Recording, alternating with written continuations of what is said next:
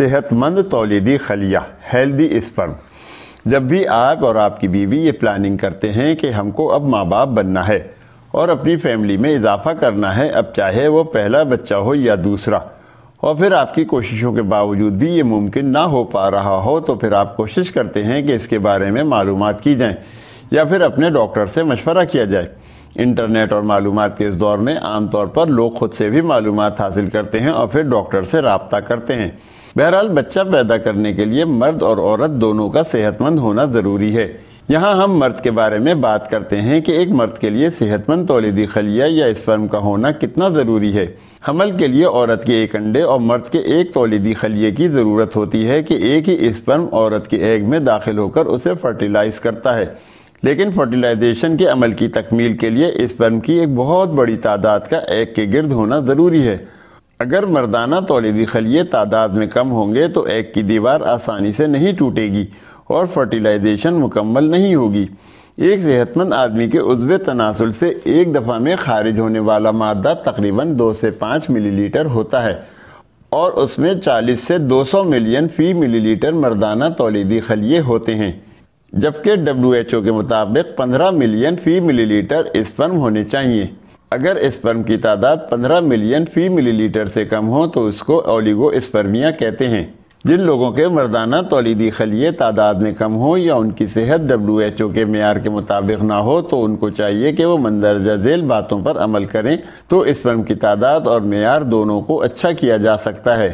وزن کم کرنا۔ اگر آپ کا وزن زیادہ ہے یعنی BMI نارمل سے زیادہ ہے تو اس کو کم کرنے کی فکر کریں۔ مختلف ریسرچ یہ بتاتی ہیں کہ جن لوگوں نے اپنا وزن کم کیا ہے ان کے تولیدی خلیوں کی تعداد، منی کی مقدار، تولیدی خلیوں کی حرکت اور ان کی شکل و صورت میں بہت واضح فرق دیکھنے میں آیا ہے۔ ایکسرسائز، ورزش۔ اگر آپ کا وزن زیادہ نہیں ہے پھر بھی اپنے لائف اسٹائل کو تبدیل کرنا وقت کی ضرورت ہے، جس میں واک اور ہلکی پھلکی ورزش کرنا بہت ضروری ہے۔ خاص طور پر صبح کو پیدل سیر کو جانا چاہیے جو کہ کم از کم 40 منٹ ہو۔ وائٹامنس کا استعمال۔ کچھ وائٹامن جس میں وائٹامن C، E اور D شامل ہیں یہ مردانہ خلیوں کی صحت کے لیے بہت ضروری ہیں۔ اب تک کی ریسرچ سے جو بات معلوم ہوئی ہے اس میں وٹامن C کی 1000 ملی گرام تک کی روزانہ خوراک مردانہ تولیدی خلیے کی حرکت میں مدد دیتی ہے۔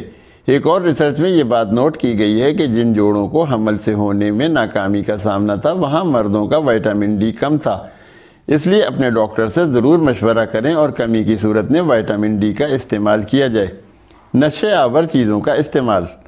مردانہ تولیدی خلیوں کی تعداد میں کمی اور غیر صحت مند یا ان ہیلدی تولیدی خلیوں کا تعلق ان لوگوں سے بھی ملتا ہے جو کہ نشے آور ادویات یا نشے کا استعمال زیادہ کرتے ہیں، جیسے شراب یا الکوہل کا استعمال۔ تمباکو کا کسی بھی شکل میں استعمال، چاہے وہ سگریٹ نوشی ہو یا پان اور گٹکے کی شکل، اس کے علاوہ کوکین، چرس اور دوسرے باڈی مسلز بنانے والی ادویات جن کو باڈی بلڈر حضرات استعمال کرتے ہیں، ان سب کا استعمال مجرمانہ بھی ہے اور ان کے استعمال سے آپ کے تولیدی خلیوں کی صحت بھی متاثر ہو سکتی ہے۔ سب سے پہلے سگریٹ نوشی بند کریں اور ہر قسم کے نشے، پان، گٹکے اور تمباکو پر پابندی لگائیں۔ Check your environment. آلودہ غذا، ہوا یا پانی۔ جب کوئی مرد کیڑے مار دواؤں یا نقصان دہ کیمیائی مادوں کے ساتھ کام کر رہا ہو اور اگر عورتیں بھی اسی ماحول میں کام کر رہی ہوں، حتیٰ کہ صرف ان کے کپڑوں کو ہی دھو رہی ہوں، تو یہ نقصان دہ مادہ ان کے جسم میں داخل ہو سکتا ہے۔ سیسا، لیڈ، مرکری اور وہ تمام میٹل جسم کے لیے نقصان دہ ہو سکتے ہیں۔ اس کے علاوہ ورم اور درد دور کرنے والی ادویات جو کہ جوڑوں کے ورم اور سوجن میں بھی استعمال کی جاتی ہیں، ان کے استعمال سے بھی بانجھپن ہو سکتا ہے، لیکن اس میں سے زیادہ تر عارضی بانجھپن ہوتا ہے، اور اگر ان چیزوں کو ٹھیک کر لیں اور صاف پانی، ہوا، غذا کا خیال رکھیں تو ایسے بانجھپن کو جلدی دور کیا جا سکتا ہے۔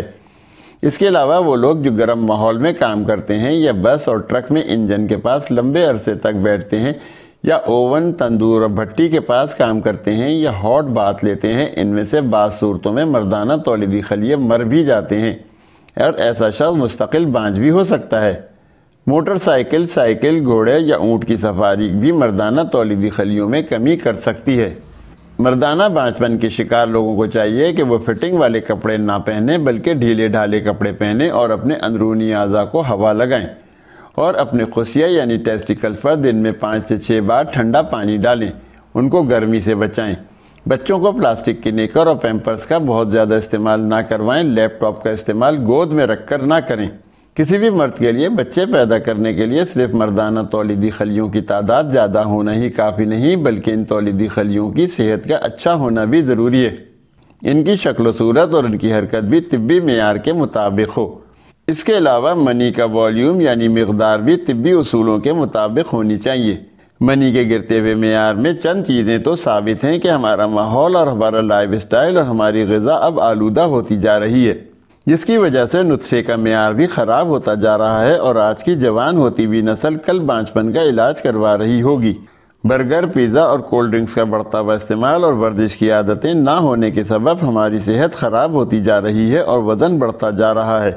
اس کے علاوہ دیر سے شادی یا شادی جلدی ہونے کے باوجود کیریئر بنانے کے لیے دیر سے بچے پیدا کرنا بھی ایک سبب ہے۔ اپنے ڈاکٹر کو کب دکھانا چاہیے؟ 85% جوڑے 1 سال کے اندر اپنا مقصد حاصل کر لیتے ہیں، لہذا اگر کوئی جوڑا 1 سال کے اندر اپنا مقصد حاصل کرنے میں ناکام رہے تو اسے لازماً اپنے ڈاکٹر سے رجوع کرنا چاہیے، اور اگر آپ کی بیوی کی عمر 35 سال سے زیادہ ہے تو بغیر کسی تاخیر کے اپنے ڈاکٹر یا حکیم سے رجوع کریں، کیونکہ ہر گزرتا دن آپ کو اپنے مقصد سے دور کرتا جائے گا۔